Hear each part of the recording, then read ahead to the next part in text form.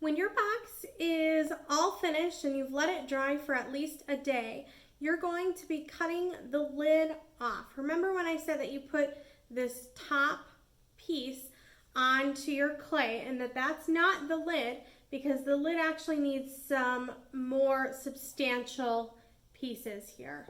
So the first thing you're going to do is, if you've got a square box, to cut off your lid, you're going to take something that's about 1 inch.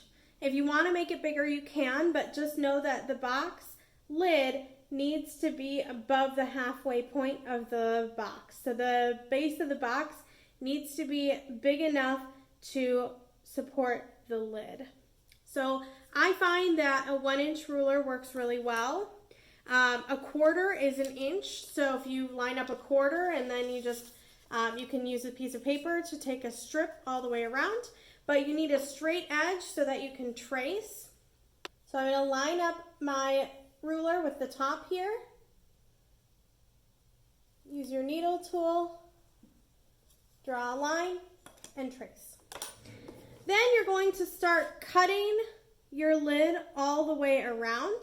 Keep your knife really flat as you go and keep it in a continuous cut. If you need to pull your lid out, go ahead and pull straight out and then push straight back in so that it cuts nice and clean.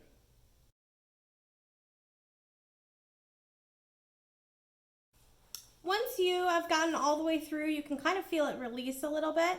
Then what you're going to do is you're going to start pulling your lid up. In some areas it might be stuck. So whenever it gets stuck, you're going to need to run your knife through that seam again, get it unstuck.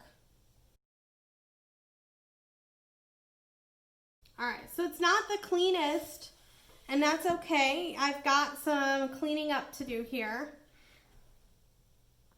Now I can put coils in here if I want to.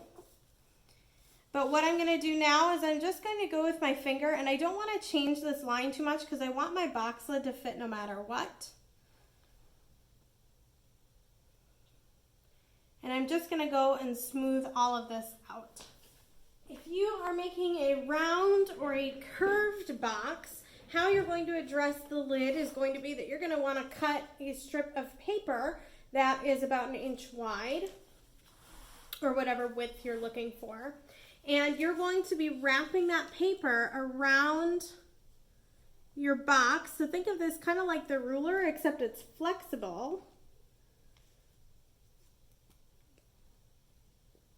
And I've already done it to half of mine, so I'm just taking my needle tool, making sure it's lined up before I go.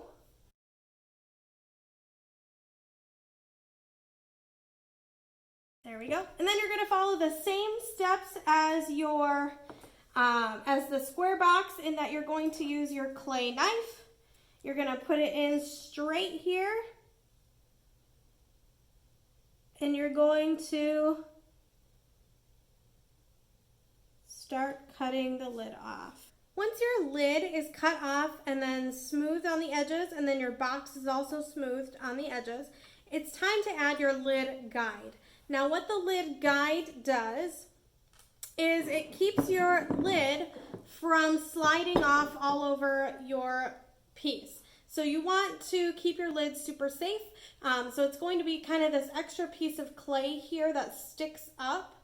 And this is going to keep it so that when you put your lid, now this one doesn't quite fit, and I'll show you why in a minute. When you put your lid on your piece, it's going to keep it from sliding back and forth. All right. So the first thing you're going to do is you're going to cut out pieces of clay that are 1 inch wide. Now you can still use that paper template that you made, and you can trace that.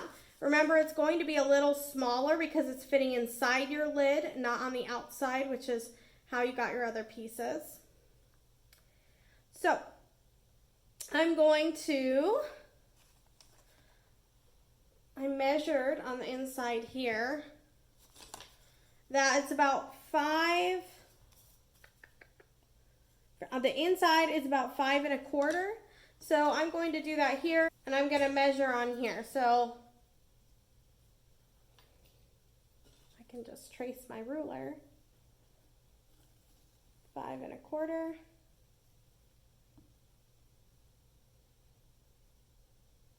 5 1/4. And then I'll cut it out. Now, they don't have to be leather hard for you to do this step. They just need to hold their shape a little bit, so they don't need, not crazy dry, but you want to be able to still blend them, but you also want them to hold their shape. I'm going to start slipping and scoring the inside here. If you added clay coils, remember that you do need some right angles in here, so I might have to take one of my loop tools and just kind of carve it back so that I have a flat edge for my clay to line up against. Make sure the bottom's nice and flat around that corner.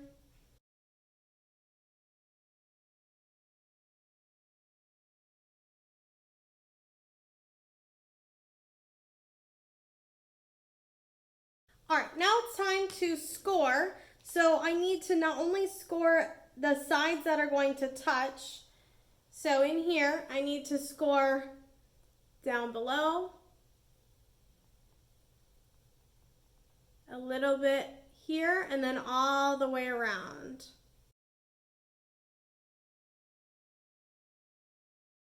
Then I need to score the pieces that are going in. So I'm going to take this first one here. I'm going to score the piece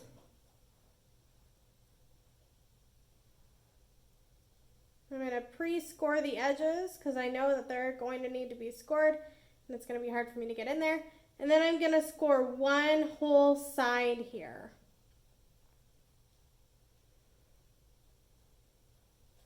All right, when I'm happy that it's scored, I'm going to slip the whole thing, or that whole side that needs to go, and attach.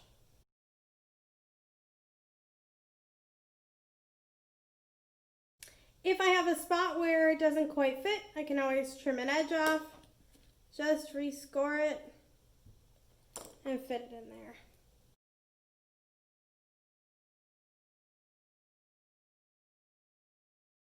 Then what I can do, if I need to, I can roll out a coil and I can kind of fill this area, but you should be able to just use your paintbrush to kind of smooth it out here.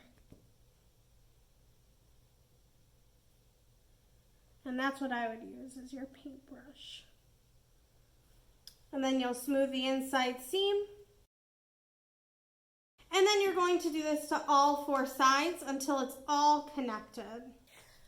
When you go to work on your oval lid, it's much easier. So what I did is I just took my paper template and I traced a big, long strip of clay. And then I'm going to attach it and everything while it's still plastic. So the first thing I'm going to do is I'm going to score all the way around on the bottom and all the way up the sides, just like you would on the square boxes, because these are all of the attach points.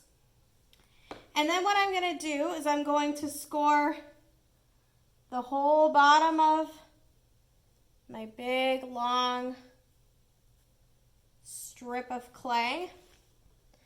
And then I'm going to score the whole side of it.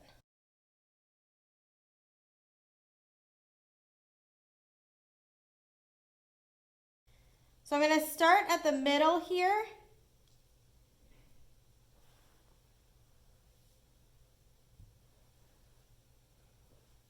And as I go, I'm just kind of gently pushing down and then attaching it to the side. It's all scored already.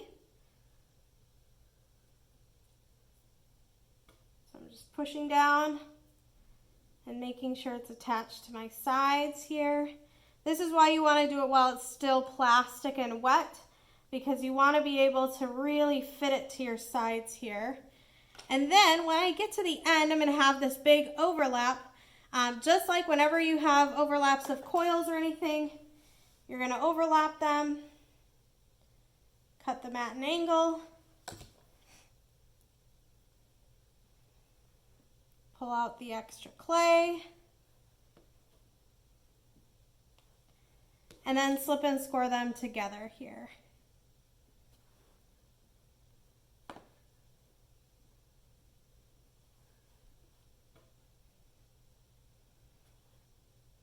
And blend them. Go around, make sure it's all pressed down. And then it's time to start smoothing this area here. You can take your brush, start smoothing that. You can also, if you need to add tiny coils to make them meet really well, you can do that as well. You just want to make sure you check all the way around and make sure it's attached. And then you'll blend this inside. Use your brush. You can also use your rib. I'd get it a little wet first with your brush, and then you can use your rib to kind of fill that space. And then you'll follow all the next steps of the cube. Once you have all of your sides attached, you're gonna make sure that you smooth it out, so there shouldn't be any cracks or anything like that. You need to smooth out all of the joints. Your rib here actually does a really fantastic job doing that if you kind of do this. And then I like to angle mine just a little bit in and trim it just a little bit to make sure that it fits on your box. So with your box then, what you'll do, you want them to always dry together. So what I'm going to do here, and you're going to do this no matter what kind of box you make, is I'm going to take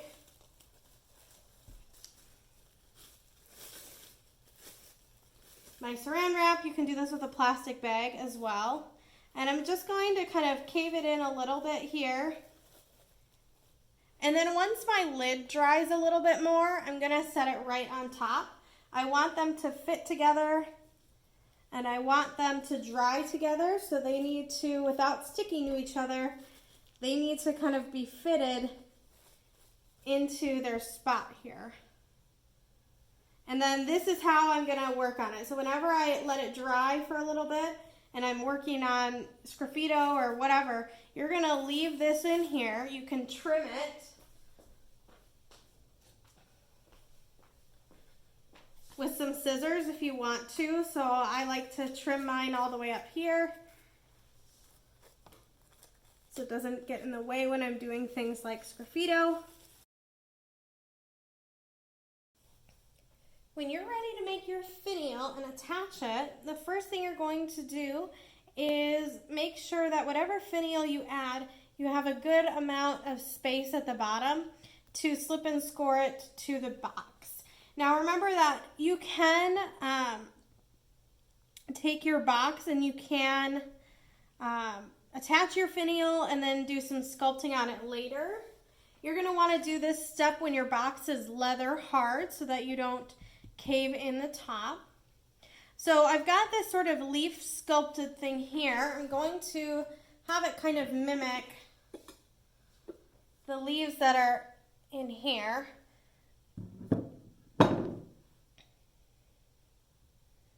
And then I'll do some more sculpting on top of it with my Sgraffito. So the first thing here I'm going to do is I'm going to check, make sure it's in the middle. And then I'm going to slip and score it on. And then I'm just going to gently press down here to kind of start to seal it. And then I'm actually going to use a tool. So one of my rounded tools here, I'm going to use to blend it. And the reason I'm using this instead of my finger is because the tool typically gives a little bit less pressure than your finger.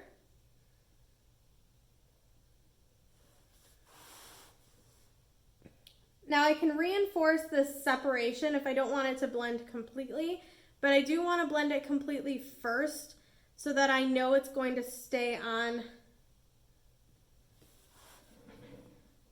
my box. All right, so then I'll go through and get rid of all these little marks.